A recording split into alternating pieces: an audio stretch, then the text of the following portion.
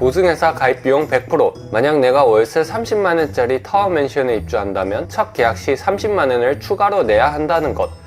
이게 맞나? 대체 왜 내야 하지? 20년 경력의 현지 부동산에서 알려드립니다.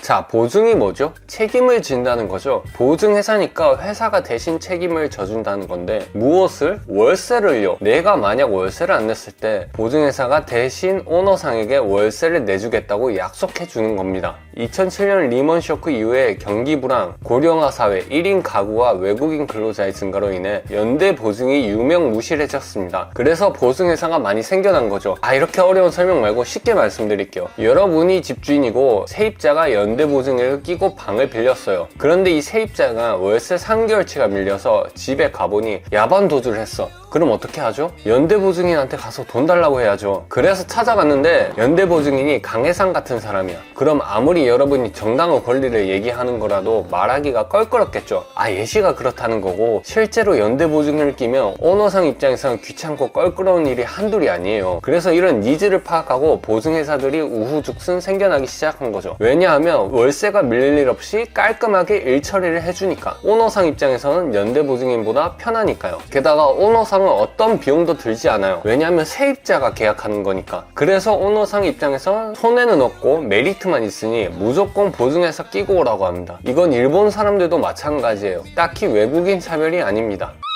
자, 하지만 세입자 입장에서 보면 개인이 아닌 회사이기 때문에 비용이 발생합니다. 비용은 보증회사마다 세입자의 조건에 따라 천차만별입니다. 보통 40에서 50%인데 외국인은 50%도 있지만 100%인 곳도 많습니다. 신용도가 낮으니 비용이 비싸지는 건 당연한 가격 정책이죠. 또한 지금 말씀드린 건 초기 가입 비용이고 갱신 비용도 있습니다. 보통 1년 갱신에 15,000엔 혹은 매월 갱신되는 형태로 월세 2%를 내는 경우도 있습니다. 만약 후자의 경우 월세 30만원짜리 타워맨션이라면 매월 6,000엔의 보증회사 갱신료를 내야 하는 거죠. 야, 얘네들 진짜 어떻게든 돈 뜯어내려는 시스템이 참 대단한 것 같아요. 그죠? 수많은 보증회사가 있지만 외국인의 경우 99%가 GTN이라는 보증회사를 사용합니다. 글로벌 트러스트 네트워크, 말 그대로 애초부터 외국인을 타겟으로 한 보증회사인데 각 나라의 직원들이 상주하고 있어 일본어를 못하는 외국인들을 위한 보증회사입니다. 즉, 이 보증회사를 사용하는 관리회사가 있으면 외국인 신청이 가능하다는 것입니다. 또한 이 보증회사의 최대 장점은 해외 심사가 가능하다는 것입니다. 해외 심사에 관한 거는 다른 영상에서 좀 더 자세하게 다루도록 하겠습니다.